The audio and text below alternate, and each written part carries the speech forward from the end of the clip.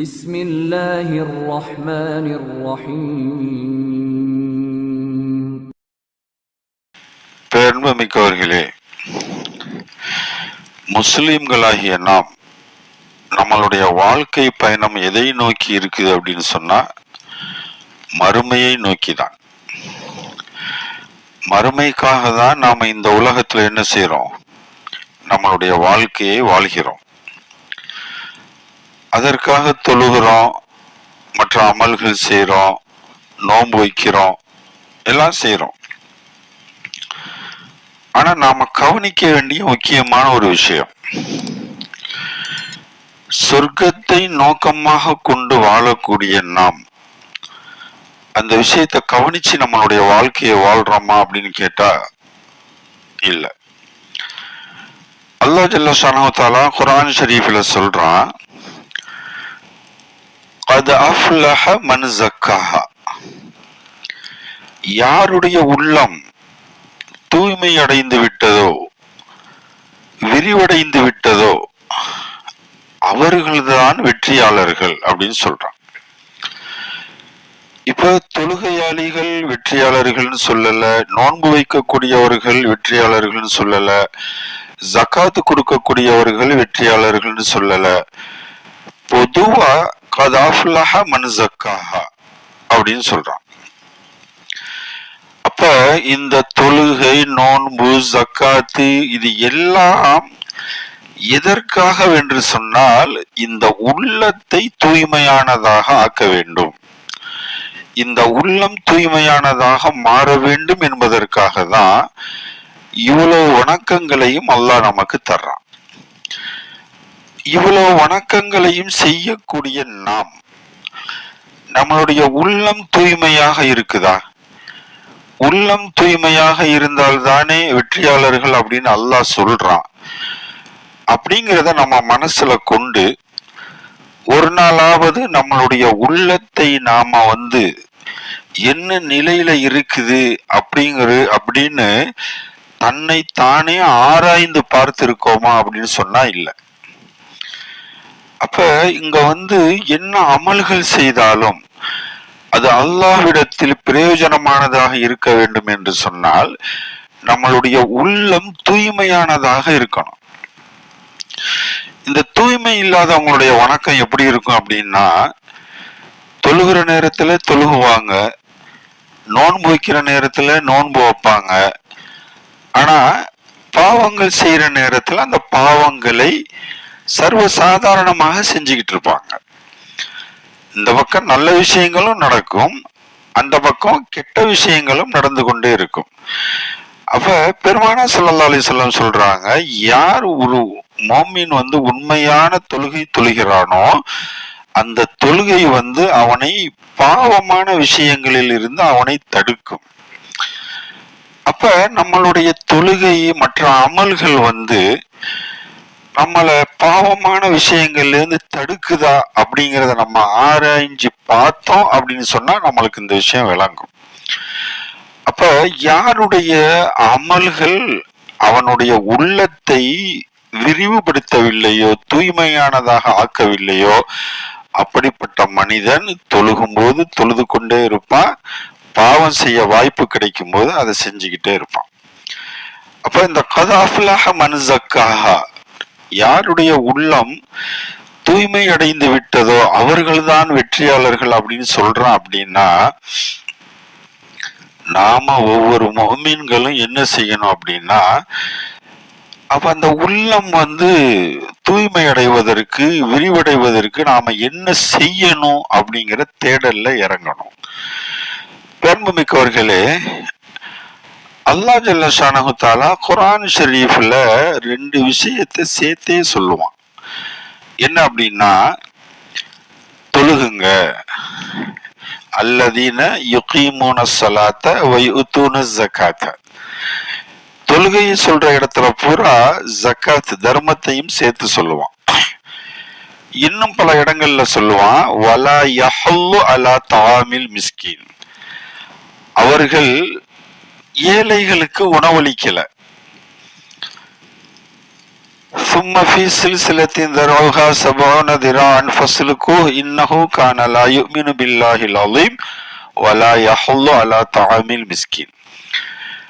நரகவாதிகளை நரகத்திற்கு ஏன் போனார்கள் அப்படிங்கிற அந்த விஷயத்தை சொல்லும் போது அல்லாஹ் சொல்லுவான், அவர்கள் முஃமின்களாக தொழுகையாளிகளாக இல்லை, இன்னும் என்ன, ஏழைகளுக்கு உணவளிக்கவில்லை.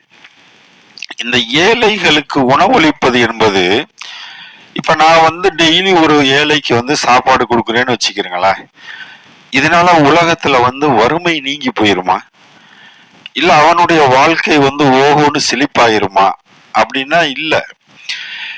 அல்லாஹ் ஜல்ல ஷானஹு தஆலா நீ ஒருத்தனுக்கு உணவளி, பசித்தவனுக்கு உணவளி, தர்மம் செய் அப்படின்னு சொல்றது எதுக்கு அப்படின்னு சொன்னா, அதன் மூலமாக நம்மளுடைய உள்ளம் விரிவடைவதற்காக, நம்மளுடைய உள்ளம் வெளிச்சமட அல்லாஹ்வுடைய நூரை கொண்டு நிரப்பப்படுவதற்காக, இரக்கம் கொண்டவனாக நாம் மாறுவதற்காக.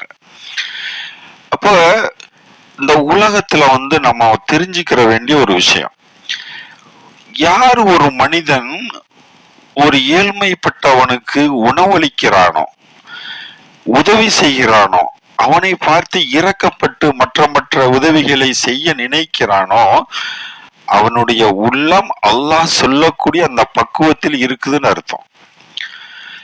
இன்னைக்கு நாம ஒரு தனிப்பட்ட ஒரு மனிதருக்கு அவர்களுடைய சூழ்நிலை அறிந்து உணவளிப்பதுங்கிறது ரொம்ப குறைவு. நாம ஒரு கல்யாணம் நடத்துறோம், அதுல 2000, 3000, 4000 பேருக்கு பயங்கரமா பிரியாணி ஆக்கி உணவு போடுறோம் அப்படின்னு சொன்னா, அது இப்படிப்பட்ட தர்மங்கள்ல அது சேராது. அது என்ன அப்படின்னு சொன்னா, இது நமக்கு முன்னாடி ஒருத்தன் செஞ்ச கல்யாணத்தை கம்பேர் பண்ணி நம்ம செய்யறது. அவன் அப்படி செஞ்சான், அதை விட பயங்கரமா பேர் சொல்ற அளவுக்கு நான் செய்யணும் அப்படிங்கிற நினைப்புல செய்யக்கூடியவைகள் இது போன்ற பிரயோஜனங்களை தராது. அப்ப ஒரு மனிதன் இப்படிப்பட்ட பக்குவம் அடையணும்னு நினைக்கிறவன்ட்டு 2 விஷயம் இருக்கணும். என்ன அப்படின்னா, பெருமானார் ஸல்லல்லாஹு அலைஹி வஸல்லம் அவர்களை அல்லாஹ் ஜல்ல ஷானஹு தஆலா குர்ஆன் ஷரீஃபில் சொல்லி காட்டும் போது, அலம் நஷ்ரஹ் லக ஸத்ரக், நபியே நாம் உம்முடைய உள்ளத்தை விரிவாக்கி வைக்கவில்லையா அப்படின்னு அல்லாஹ் கேட்கிறான்.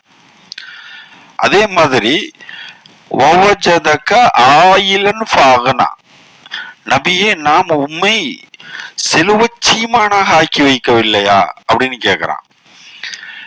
அப்ப பெருமைமிக்கவர்களே, அவர்கள் செல்வச்சீமானாக வாழ்ந்தார்களா அப்படின்னு சொல்லிட்டு நாம பார்த்தோம் அப்படின்னு சொன்னா, அவர்களுடைய வாழ்க்கை பூரா வறுமையாக வாழ்ந்ததான் நம்ம பார்க்கிறோம்.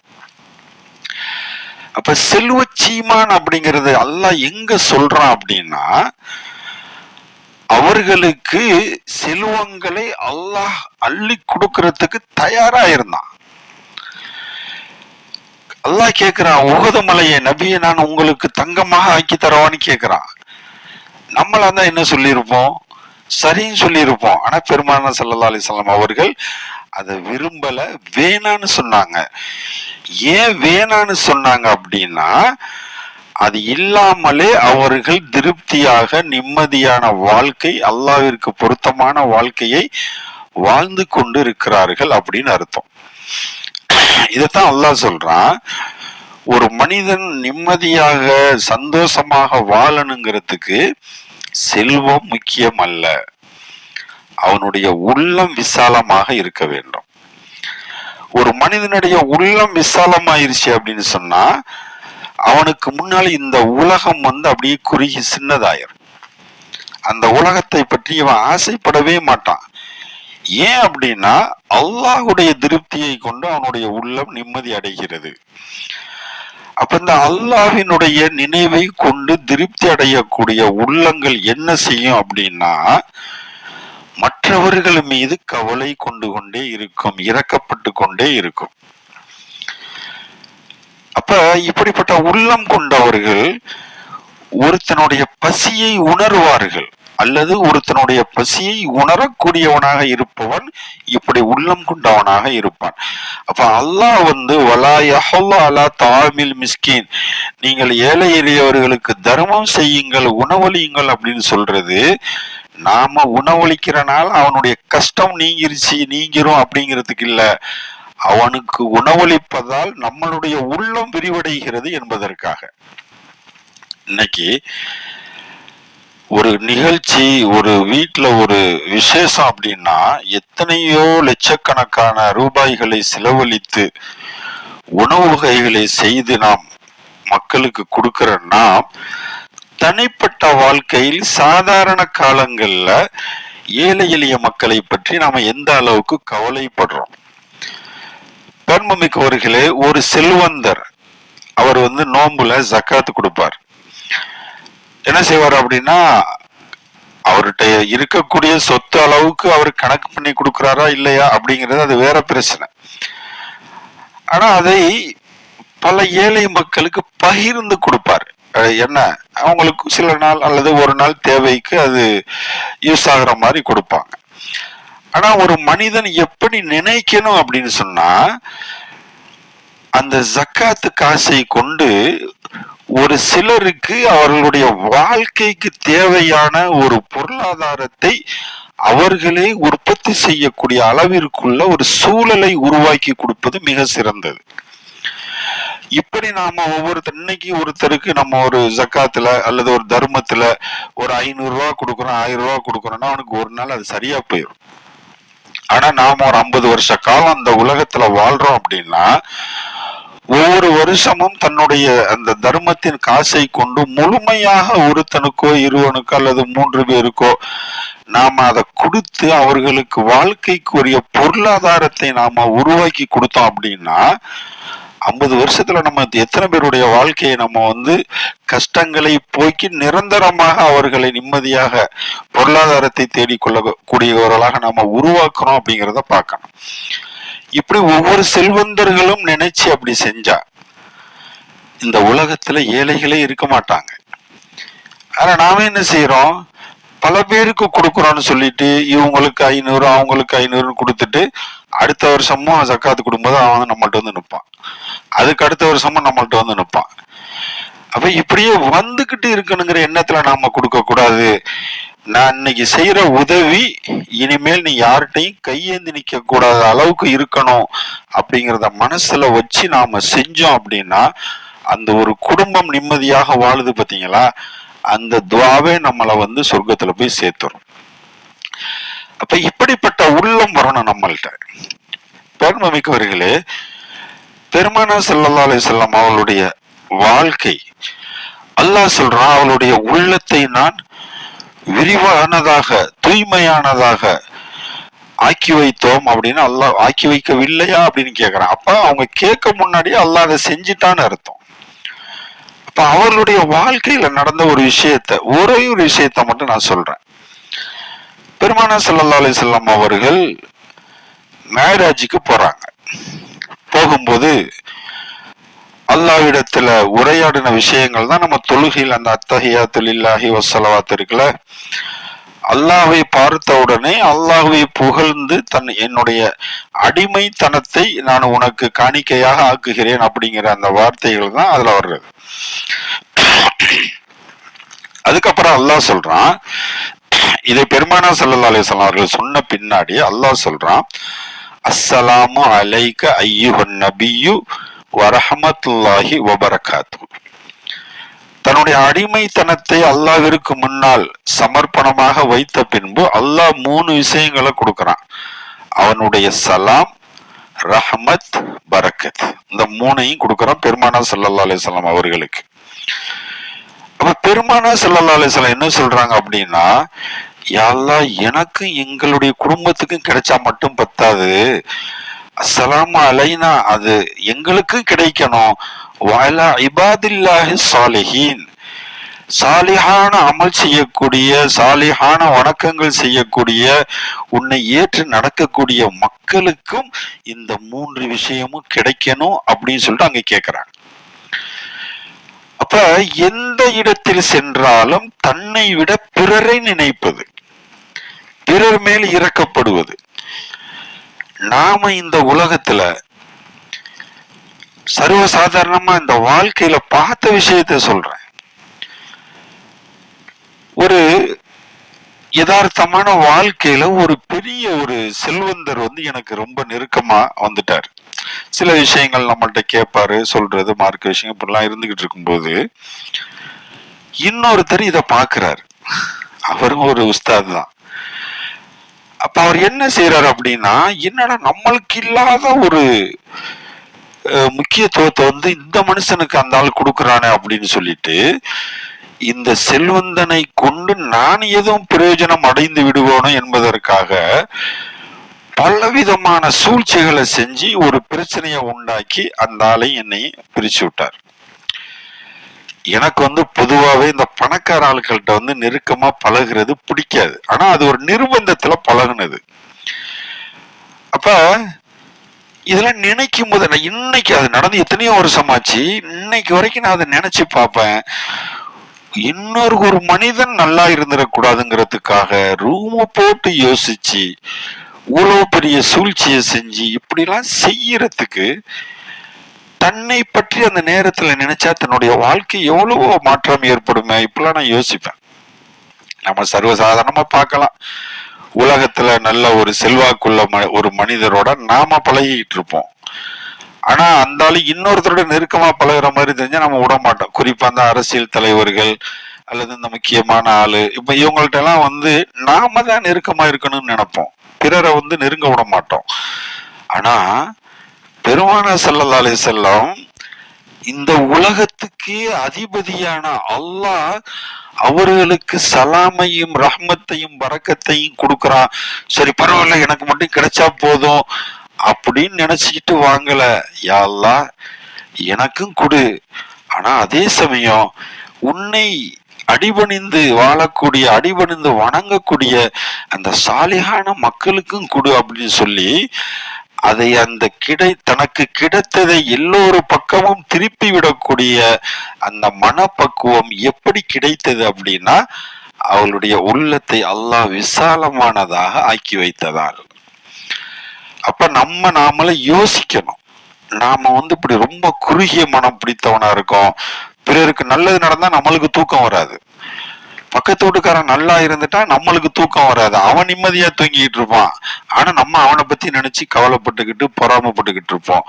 அப்ப யாருடைய உள்ளங்கள் பிறருடைய நலனை நாடவில்லையோ, பிறருடைய முன்னேற்றத்தை சகித்து கொள்ளவில்லையோ, அது நமக்கு தான் பிரச்சனை. அவன்கிட்ட காசு இருக்காது, நாளைக்கு எவனோ காசு கொடுக்க போறான் அல்லது ஏதோ ஒரு உதவி செய்ய போறான் நம்மளுக்கு தெரிஞ்சிருச்சுன்னு வச்சுக்கிறோங்க, அவன் நிம்மதியா தூங்கிட்டு இருப்பான். நாளைக்கு காலைல எத்தனை மணிக்கு வர்றேன்னு சொல்லியிருக்காருன்னு சொல்லிட்டு அவன் நிம்மதியா தூங்கிட்டு இருப்பான்.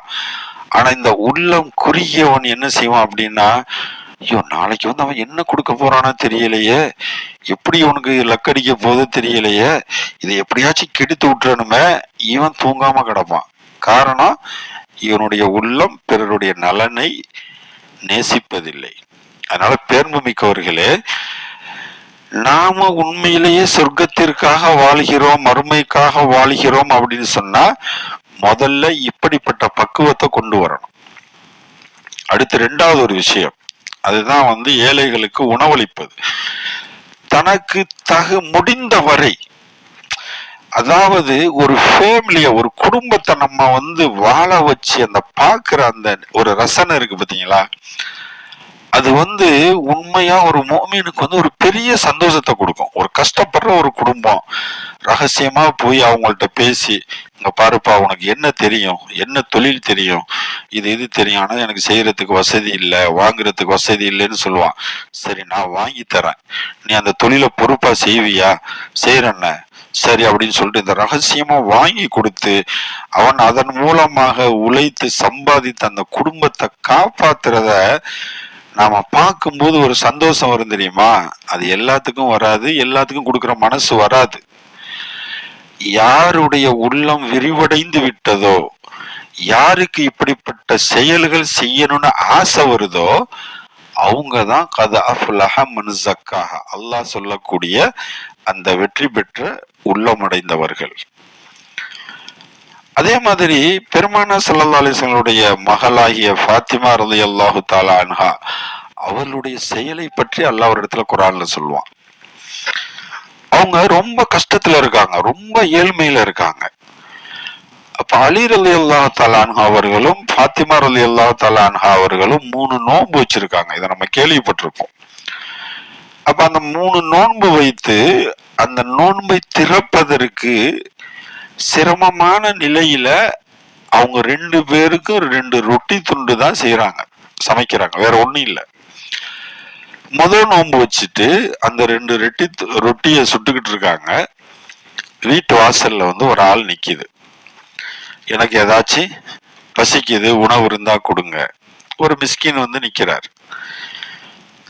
அப்ப அவங்க என்ன செய்யறாங்க, சரி நம்ம நோன்பு வச்சிருக்கோம், நம்ம நோன்பு துறக்கிறதுக்கு இதை சாப்பிடலான்னு பார்த்தா வாசல்ல ஆளு நிக்குதுன்னு சொல்லிட்டு அவங்களுக்குன்னு எதையுமே வச்சிக்கிறாம அந்த 2 ரொட்டியுமே தூக்கி கொடுத்துருவாங்க.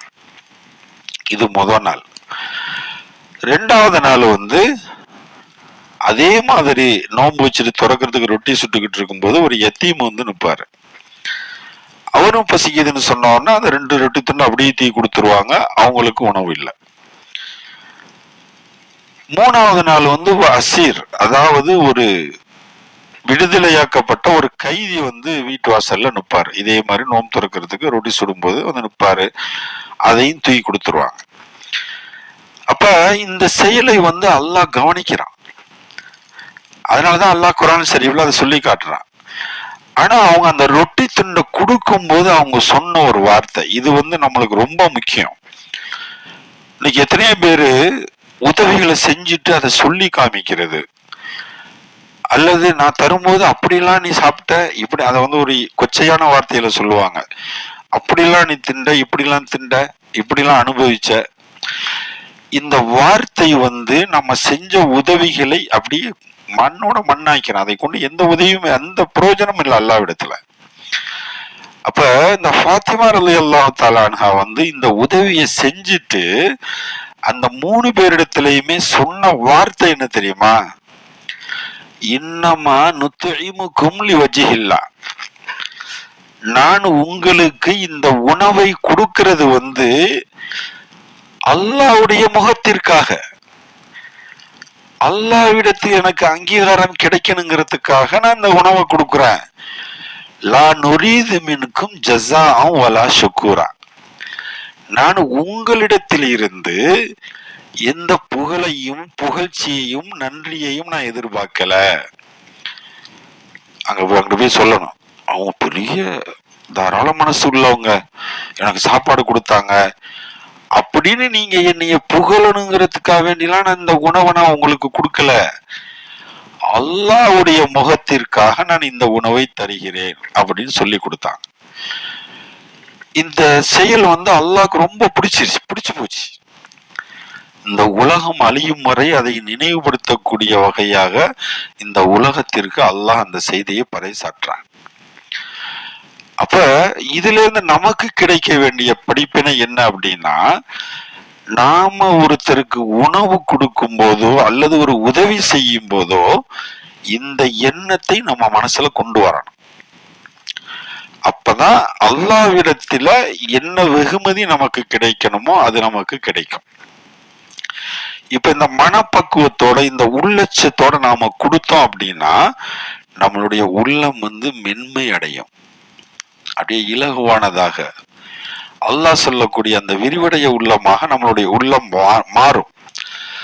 ஆனா இதை பெருமைக்காக செய்யறது அல்லது கொடுத்துட்டு 4 பேர்ட்ட சொல்லி காமிக்கிறோம் அப்படின்னு சொன்னா நம்ம உள்ளத்துல எந்த மாற்றமும் ஏற்படலைங்கிறத நம்ம விளைக்கிறோம். பேர்மமிக்கவர்களே, தொழுகிறது, உதவி செய்யறது, நோன்பு வைக்கிறது இதெல்லாம் பெருசு இல்ல. அல்லாஹ் இந்த அமல்களை எல்லாம் எதற்காக தந்திருக்கான் அப்படின்னு சொன்னா இந்த வணக்கங்களை ஹுஷுவாக பயபக்தியாக செய்வதன் மூலமாக உள்ளம் விரிவடைய வேண்டும், விசாலமானதாக ஆக வேண்டும், அல்லாஹ்வுடைய நூரை கொண்டு வெளிச்சமானதாக ஆக வேண்டும் என்பதற்காக தான் நம்மளுக்கு இந்த கடமைகளை எல்லாம் நமக்கு தந்திருக்கான். ஆக யார் இந்த கடமையை கொண்டு தன்னுடைய உள்ளத்தை இப்படியாக மாற்றிக்கொள்ளவில்லையோ அல்லது இதன் பக்கம் எந்த விதமான கவனமும் செலுத்தவில்லையோ அப்படிப்பட்ட மக்களுக்கு அவர்கள் செய்யக்கூடிய வணக்கங்களை கொண்டு எந்த விதமான பிரயோஜனமும் இல்லை அல்லாஹ்விடத்தில் என்பதை நாம விளங்கி இன்ஷா அல்லாஹ் வாழக்கூடிய நடக்கக்கூடிய பாக்கியத்தை அல்லாஹ் எனக்கும் உங்களுக்கும் தந்தருள்வானாக.